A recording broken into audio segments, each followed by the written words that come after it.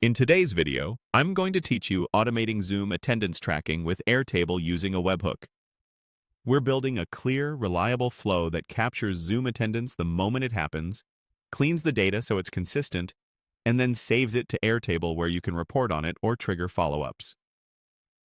The process has three parts: receiving the attendee event from Zoom, normalizing that data, and storing it safely without creating duplicates. First, the Zoom Attendee webhook is the entry point. Think of a webhook as a door that Zoom knocks on whenever an attendee joins or leaves a meeting. Zoom sends a post request containing the participant details, the meeting information, and timestamps. Because this arrives in real time, you get an immediate record of each join and leave event. As soon as that payload is received, the workflow kicks off and starts processing.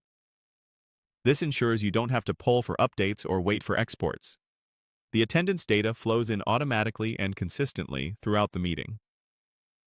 Next comes normalizing the attendee data. Zoom's payload can be quite nested, with fields spread across different objects. This step extracts what you actually need and puts it into a clean structure.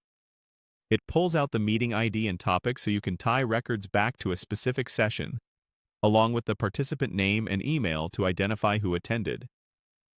It also captures join time, leave time, and duration, so you can see exactly how long each person was present. The node adds a processing timestamp as well, giving you a clear audit trail for when the data entered your system.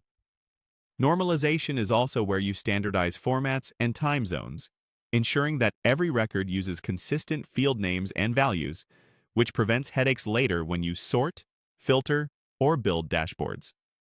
Finally, the Save to Airtable node writes the normalized record into your Airtable base.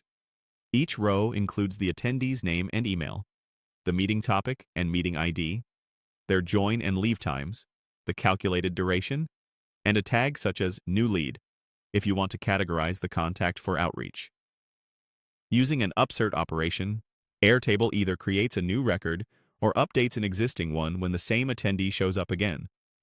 This is ideal for recurring meetings or repeat participants, since it prevents duplicates and keeps a single source of truth.